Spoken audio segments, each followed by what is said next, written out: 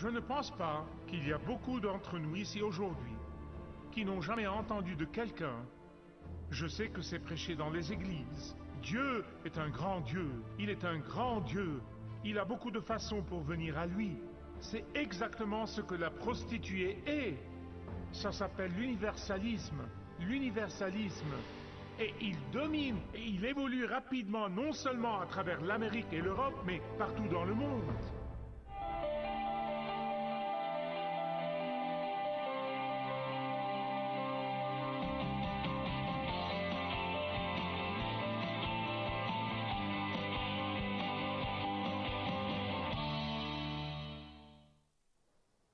Comme nous arrivons presque au dernier message du livre de l'Apocalypse, nous sommes sur le point de voir Dieu balancer une boule de démolition vers l'univers. Je veux dire littéralement, il est sur le point de détruire l'ancien ciel et l'ancienne terre et de les remplacer par un nouveau ciel et une nouvelle terre. Tournez avec moi, s'il vous plaît, à l'Apocalypse chapitre 17. Je ne vais pas verset par verset, je vais littéralement chapitre par chapitre ici. 17, 18, 19 et 20. Dans 17 et 18, vous voyez le Seigneur sur le point de détruire le faux système religieux qui domine le monde. Et puis, il détruira le gouvernement de l'Antéchrist. Dans le dernier message, comme les anges déversent la 7e coupe, il y a un tremblement de terre sans précédent. Ici, Dieu utilise sa puissance purificatrice pour déraciner le faux système religieux. D'où est venu ce faux système religieux? Le faux système religieux a commencé dans le jardin d'Éden. Comment?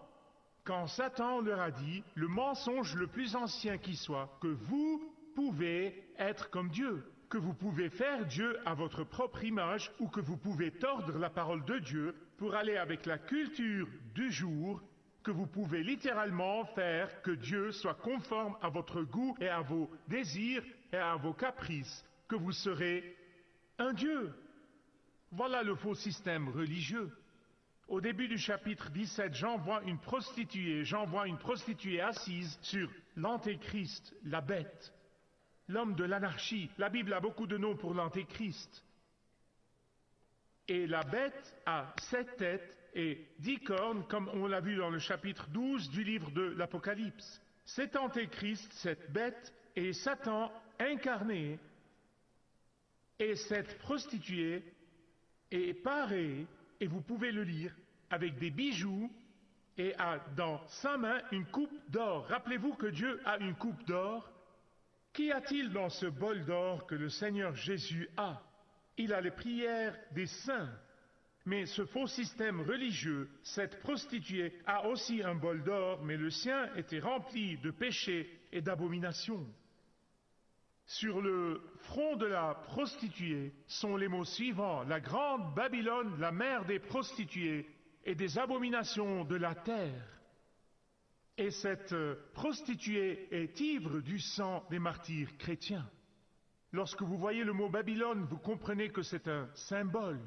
Elle représente toutes les fausses religions. Et toute religion ou toute croyance qui ne se concentre pas et n'est pas centrée sur le Christ et sa parole, elles viennent de Satan. Et elles sont donc sataniques. Babylone est tout système religieux qui se dresse contre la parole de Dieu, la Bible. Voici quelque chose d'autre que vous devez savoir sur le langage biblique, en particulier le langage symbolique. Dans l'Ancien Testament, la prostitution représente un système de fausses croyances. En fait, chaque fois que vous voyez le mot idolâtrie dans la Bible, presque comme un synonyme, ils utilisent le mot adultère ou adultère spirituel. Tout comme lorsque l'un des conjoints trahit les vœux de mariage et cabriole avec quelqu'un d'autre que son partenaire. C'est de l'infidélité, c'est de l'infidélité. De la même manière, quand une personne se concentre sur, adore, donne son affection à quelque chose ou quelqu'un d'autre que le Seigneur Jésus-Christ, ça s'appelle de l'infidélité, c'est de l'adultère spirituel. En fait, le prophète Osée, vous vous souvenez dans l'Ancien Testament, sa femme était une femme infidèle. En fait, elle s'est tournée vers la prostitution et son cœur était brisé et toute la nation d'Israël a vu comment son cœur a été brisé à cause de Gomère, sa femme, et Dieu a rappelé son peuple, il a dit, voilà comment mon cœur s'est brisé à cause de l'infidélité de mon peuple. Dans Michée chapitre 1, verset 7 et dans Ésaïe 57, Dieu compare l'idolâtrie à l'adultère spirituel. Lorsque la reine Jézabel a tourné le cœur de son mari, le roi Achab, loin du culte du vrai Dieu, vers le culte de Baal, vous vous en souvenez, lui aussi, il a influencé toute la nation et leurs cœurs se sont tournés de Yahweh pour adorer Baal. Et la Bible dit que le sort de cette prostituée, ce faux système religieux, à la fin, sera le même sort que celui que Jézabel a eu dans l'Ancien Testament. Même si elle semble chevaucher la bête, elle qui est ce faux système religieux, à la fin, la bête va aller contre ce faux système religieux, elle va aller contre cette prostituée et elle va essayer de la détruire. Vous dites, mais pourquoi? Elles font une bonne combinaison. 2 démons au lieu d'un, non? 2 choses misérables au lieu d'une. Parce que l'Antéchrist veut unifier le monde entier pour l'adorer seul. Il ne veut pas de concurrence. Je vais vous expliquer dans la langue que vous comprenez. Mais la Bible rend clair que l'Église et les vrais croyants, l'accent est mis sur vrai parce que beaucoup de gens prétendent être chrétiens. Mais l'Église qui est composée des vrais croyants de tous les coins du globe, cette Église est l'épouse du Christ. Et Christ lui-même est l'époux.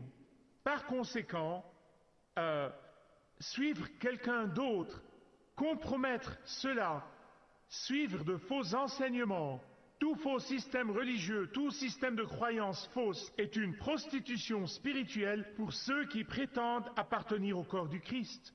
En fait, tout ce qui vient entre la mariée et le marié pollue la relation comme une prostituée le ferait dans un mariage. Tout ce qui nous séduit à ne plus aimer Jésus de tout notre être est un intrus dans la pureté de notre relation avec Christ. Je ne pense pas qu'il y a beaucoup d'entre nous ici aujourd'hui qui n'ont jamais entendu de quelqu'un, je sais que c'est prêché dans les églises, Dieu est un grand Dieu, c'est un grand Dieu, il a beaucoup de façons pour venir à lui. Il y a plusieurs façons qui conduiront à Dieu, donc beaucoup d'églises prêchent ce genre de choses. C'est exactement ce que la prostituée est. Ça s'appelle l'universalisme. L'universalisme, et il domine et il évolue rapidement, non seulement à travers l'Amérique et l'Europe, mais partout dans le monde. Et ce système de croyances fausses appelé l'universalisme, quand il dominera à l'échelle mondiale, quand il deviendra fort et séduira et trompera les gens, l'Antéchrist laissera ce faux système de croyance continuer pendant un certain temps, mais quand il deviendra puissant, il l'interdira. Il dira non, non, non, je le détruirai, parce qu'il n'y a qu'une seule issue, et c'est que vous m'adoriez. Je suis Dieu. Dans 2 Thessaloniciens chapitre 2, versets 3 et 4, l'apôtre Paul parle de cet Antéchrist, il l'appelle l'homme de la révolte. Et que va-t-il faire symboliquement? Il sera assis dans le temple, se déclarant comme étant Dieu, parce qu'il veut être adoré, lui et lui seul. Laissez-moi implorer tous ceux qui écoutent, que ce soit ici ou dans le monde entier. Laissez-moi vous implorer, ne soyez pas induits en erreur par des paroles de paix, d'unité et d'harmonie mondiale, ça n'arrivera pas. Ne soyez pas induits en erreur par des paroles de conscience supérieure. Ne soyez pas induits en erreur par tous les discours sur les mantras et la guérison spirituelle. Toutes ces pratiques sont trouvées dans la Babylone ancienne. Il n'y a rien de nouveau. Et voilà pourquoi je vous ai dit que Babylone est un simple symbole de tout ce qui est faux et fallacieux. La chose suivante que vous voyez ici est que les dirigeants du monde se prosternent, verset 8, et adorent l'Antéchrist. Les dirigeants du monde, sous la domination, sont unis dans une chose, et c'est leur haine pour Jésus, leur haine pour ceux qui aiment Jésus, leur haine pour les chrétiens croyants. Verset 14. Ils déclareront la guerre contre l'agneau, mais gloire à Dieu, l'agneau les vainc, il les conquiert. Les croyants ici sont appelés les fidèles. Alors laissez-moi vous poser des questions juste pour 1 minute. Êtes-vous fidèles? Voilà ce que nous sommes appelés ici. Êtes-vous fidèles dans votre temps quotidien avec Dieu, dans l'adoration et la louange et dans l'étude de sa parole? Êtes-vous fidèles dans votre conduite morale? Êtes-vous fidèles dans votre conduite au travail? Êtes-vous fidèles dans votre façon de parler? Êtes-vous fidèles dans votre façon de penser? Êtes-vous fidèles avec votre temps et votre argent et avec tous les biens que Dieu a placés entre vos mains? Êtes-vous fidèles? Voilà ce que les chrétiens sont appelés. Que le Seigneur lui-même nous trouve fidèles. Nous voyons la destruction du faux système économique et du système politique de l'Antéchrist dans le chapitre 18. Je ne suis pas un économiste, mais je parle à des économistes respectés et j'ai réalisé qu'aujourd'hui, la crise de la dette mondiale et la menace du terrorisme et les ondes de choc qui arrivent à propos des guerres au Moyen-Orient mettent littéralement le système économique mondial sur le fil du rasoir. Et il ne faudrait pas beaucoup pour faire basculer tout le système économique du monde. Et cela affectera tout le monde, riche ou pauvre. Et ceci est un fait, voici la vérité. Ceux qui placent toute leur confiance en leur possession, ceux qui placent toute leur confiance dans la richesse, ceux qui concentrent toute leur attention sur l'obtention et la thésaurisation et la cachette et le fait de faire ça et de faire ceci et cela, ils pleureront quand le système économique mondial s'effondrera. Mais du même coup, ceux qui ont placé toute leur espérance en Jésus, ceux qui ont pris en considération que la déclaration de leur valeur nette est ce qu'ils ont donné au royaume de Dieu, ceux qui sont fortement investis dans l'éternité, ils ne seront pas désolés. Si vous mettez toute votre foi dans le système économique mondial, vous perdrez tout un jour. Mais si toute votre confiance est en le Seigneur Jésus-Christ, vous ne serez jamais, jamais, jamais déçus. Vos investissements sont sûrs en lui. Lot a tout investi dans Sodome, et quand Sodome est parti en fumée, il a tout perdu. Psaume 72, 8 promet que le Seigneur régnera d'une mer à l'autre, et nous gouvernerons avec lui. Apocalypse 19, j'étais impatient de m'éloigner des chapitres 17 et 18 pour arriver à 19. C'est la vérité. Parce que, après avoir été témoins de tant de jugements et tant de morts et tant de calamités, nous voyons la lumière du ciel venir à travers la tempête. Louons Dieu. Au ciel, nous entendrons un chant de louange et d'adoration. Pourquoi? À cause de la destruction de la prostituée. Vous dites, mais attends une minute, Michael, attends une minute. Tu viens de dire à 17 qu'il est écrit que l'Antéchrist détruira la prostituée. Comment les croyants qui louent Dieu dans le ciel pourraient-ils chanter après la destruction de la prostituée par l'Antéchrist? Ceci est l'une des plus grandes leçons de la souveraineté de Dieu, car même la traîtrise de l'Antéchrist servira le but juste de Dieu. Le verset 2 du chapitre 19 nous dit que les jugements de Dieu sont justes et vrais. L'Antéchrist avait un motif mauvais en détruisant les faux systèmes religieux du monde parce qu'il voulait que tous l'adorent seul, que tous soient dédiés à lui seul. Mais ce que l'Antéchrist fait pour le mal, Dieu l'utilise pour le bien.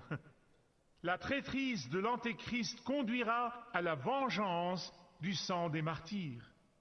Et la prochaine chose que vous voyez est la fumée qui monte des ruines du royaume de l'Antéchrist. Babylone, qui, comme je vous l'ai dit, est un symbole de rébellion contre Dieu, tombe. Et les rachetés dans le ciel chantent. Alléluia, car notre Seigneur Dieu Tout-Puissant règne. Dites-le avec moi. Alléluia, car notre Seigneur Dieu Tout-Puissant règne. Vous savez, 700 ans avant que Jésus ne naisse à Bethléem en Judée, Ésaïe a dit en prophétisant, en fait, j'ai enseigné 4 messages sur cette prophétie. Car un enfant nous est donné, un fils nous est né, et la domination reposera sur son épaule. Maintenant, nous commençons à voir ce que le reste de cette prophétie signifie. Enfin, le Messie est sur son trône.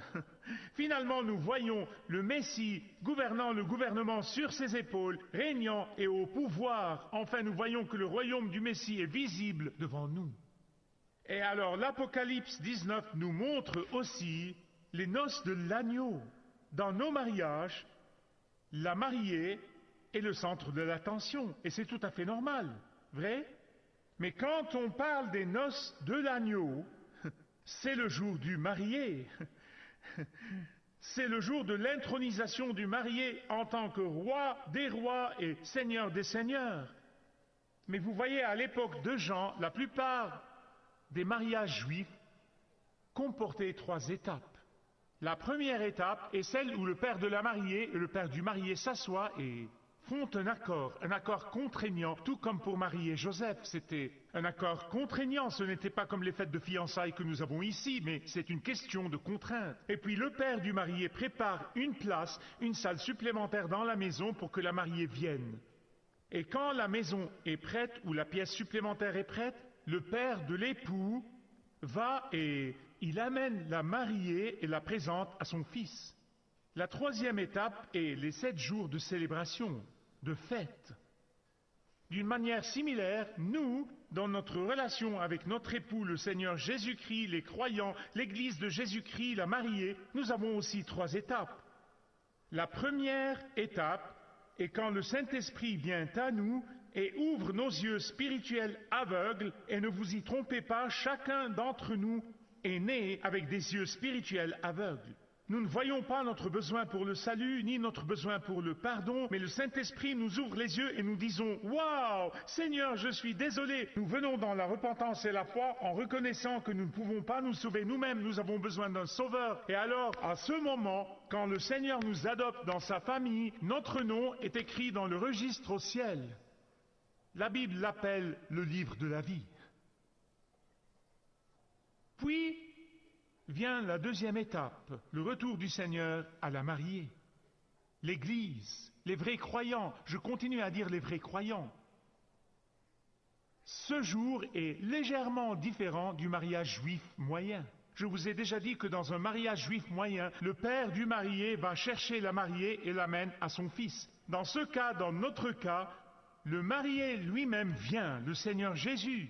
Il vient prendre son Église à la maison de son père et il présente son épouse au père. Dans la troisième étape, nous célébrons le mariage de l'agneau dont l'Apocalypse parle ici. Celle-ci est la plus grande célébration que l'univers ait jamais connue. Imaginez seulement la liste des invités. Je vous ai dit, vous pouvez avoir un renouvellement à vous seul là. Abraham et Sarah et Moïse et Josué, le roi David, Élie, Élisée et Jérémie, tous les prophètes de Dieu, tous les martyrs qui sont morts pour le Christ, tous les grands héros de la foi, tous les saints fidèles de Dieu qui ont travaillé fidèlement pour le Christ dans l'humilité et non à la recherche de la gloire. Je sais que beaucoup de pasteurs regardent et certains d'entre vous travaillent si dur, servent le Seigneur fidèlement. Je veux vous encourager aujourd'hui. Le jour viendra où vous serez dans le dîner des noces de l'agneau. Jean-Baptiste l'a dit le mieux dans l'évangile de Jean chapitre 3 versets 29 et 30. Il a dit la mariée appartient à l'époux. L'ami de l'époux se tient à côté de lui, se référant à lui-même. Il attend et l'écoute et entendre sa voix le rend plein de joie. Telle est ma joie, a déclaré Jean-Baptiste. Et à présent, elle est complète. Il doit augmenter et je dois diminuer. La prochaine chose que vous entendez est l'ange qui dit « Heureux soient ceux qui sont invités au festin des noces de l'agneau. » Amen. Béni. Mais à ce moment-là, lorsque Jean entend cela dans son excitation émotionnelle, il tombe et commence à adorer l'ange.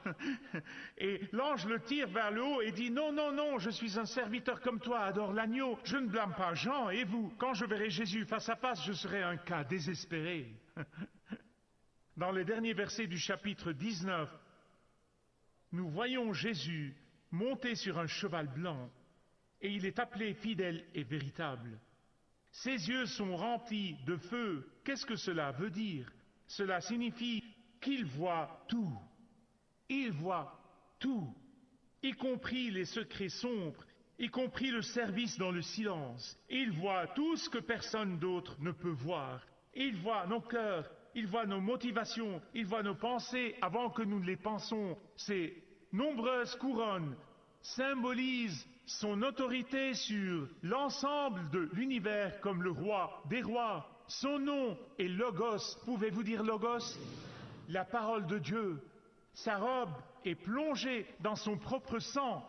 Et nous allons aussi avoir des robes plongées dans son sang, mais pas dans notre sang. Symbolisant la justice de Jésus. Pourquoi? Parce que notre justice ne mènerait même pas à la porte du ciel. Seule la justice de Jésus-Christ nous prendra au ciel. Et c'est la raison pour laquelle nos robes doivent être trempées dans son sang. Finalement, nous voyons de nos propres yeux l'accomplissement de la déclaration dans la prière du Seigneur que ton règne vienne, que ta volonté soit faite sur la terre comme au ciel.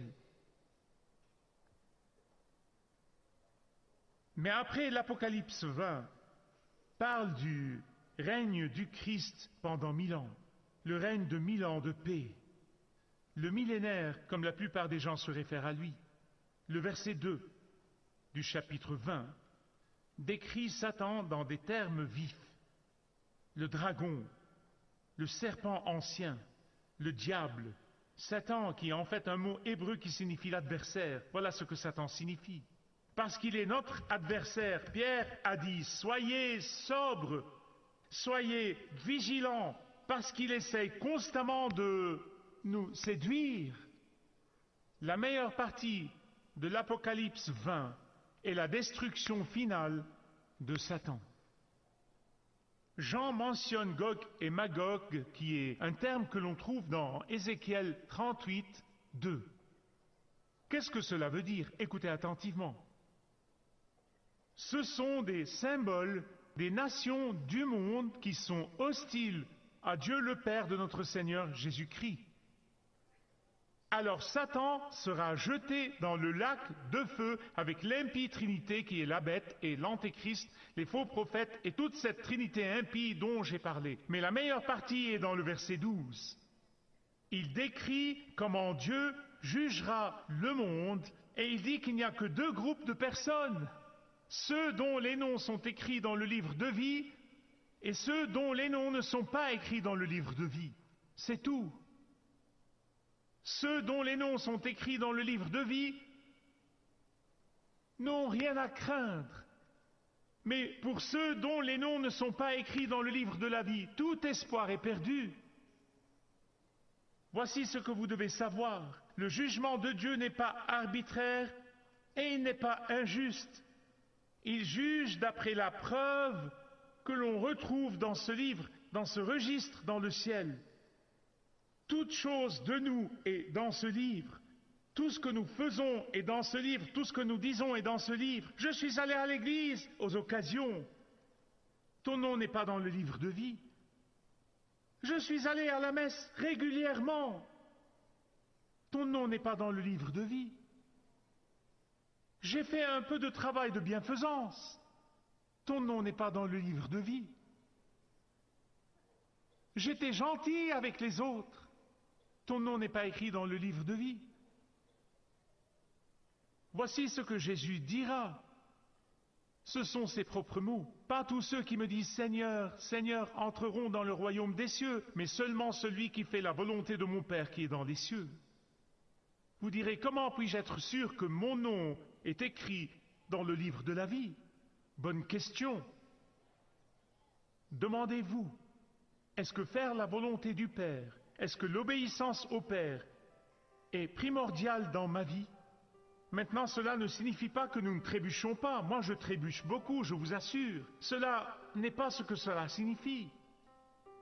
Mais cela signifie que c'est primordial et que chaque fois que vous trébuchez, vous revenez. La seule raison pour laquelle je sais que mon nom est écrit dans le livre est parce que je suis venu à Jésus comme un pécheur, repentant de mes péchés. Et il a dit que quand vous faites cela, votre nom est écrit dans le livre de vie. Personne ne peut effacer cela.